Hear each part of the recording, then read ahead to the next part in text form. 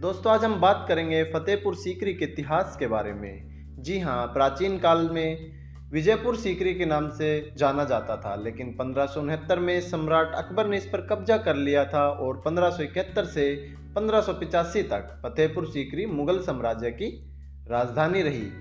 अकबर ने चित्तौड़ और रणथंभौर पर फतेह प्राप्त करने के बाद अपनी राजधानी को 23 मील दूर सूफी संत सलीम चिश्ती के पास स्थानांतरित करने की सोची। वहीं उन्होंने एक नए शहर बसाने की योजना बनाई। योजना बनाने में कुल 15 साल लग गए और बाद में अकबर ने कई सारे शाही महल, हरम, कोर्ट, मस्जिद, व्यक्तिगत महल और इमारतों का निर्माण करवाया। अकबर ने नए शहर का नाम भी फतेहाबाद रखा। फतेह एक अरबी शब्द है जिसका अर्थ विजय प्राप्त करना है और बाद में फतेहाबाद का नाम बदलकर फतेहपुर सीकरी रख दिया गया।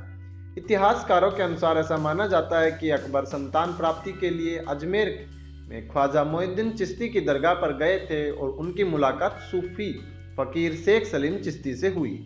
फकीर ने अकबर से कहा, बेटा, अगर तू मेरे ठहरने का इंतजाम कर दे तो तेरी सभी मुरादें पूरी हो जाएंगी।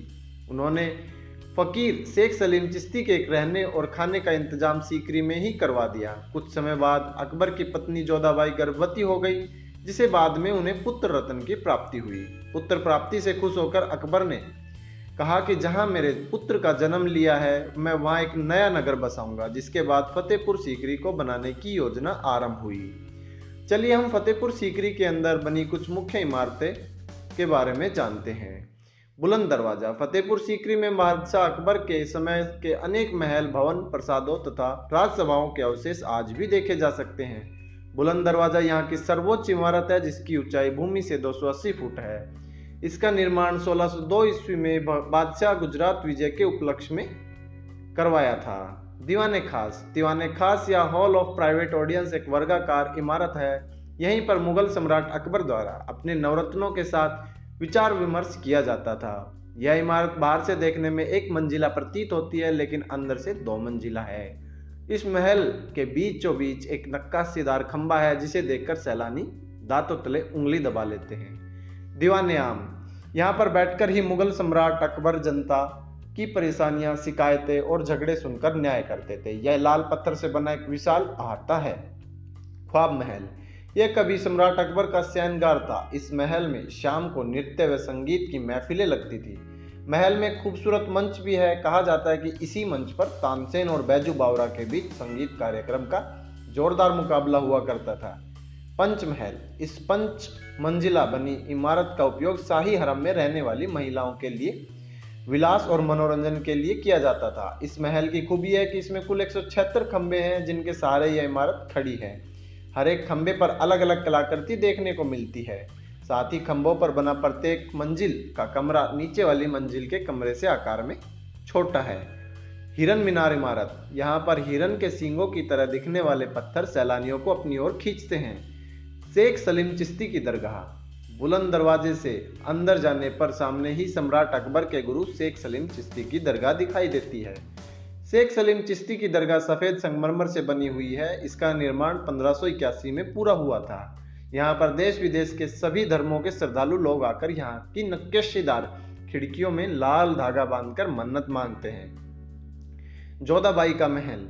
यह महल बादशाह अकबर की हिंदू रानियों का निवास स्थान था। इसमें हिंदू और मुस्लिमों की शिल्प कला का सुंदर संयोजन देखने को मिलता है। यह महल अंदर से 2 मंजिला है। चलिए हम फतेहपुर सीकरी के बारे में कुछ रोचक तथ्य भी जानते हैं। बादशाह अकबर को इस शहर की योजना को तैयार करने में 15 वर्ष का समय लगा था। सन 1573 में यहीं से बादशाह ने गुजरात को फतेह करने के लिए प्रस्थान किया था। मुगल बादशाह बाबर ने राणा सांगा को सीकरी नामक स्थान पर हराया था और इस जगह पर अपना अधिकार जमाया था। इसके निर्माण से पहले मुगलों की राजधानी आगरा थी, लेकिन फतेहपुर सीकरी बनने के बाद सम्राट ने राजधानी को नए नगर में स्थानांतरित कर दिया था। साल 1571 से 1585 तक फतेहपुर सीकरी मुगलों की राजधानी रही। ऐसा माना जाता है कि फतेहपुर सीकरी मस्जिद मक्का में बनी मस्जिद की नकल है और इसके नमूने हिंदू और पारसी वास्तुशिल्प से लिए गए हैं। फतेहपुर सीकरी में स्थित बुलंद दरवाजा एशिया का सबसे ऊंचा दरवाजा है।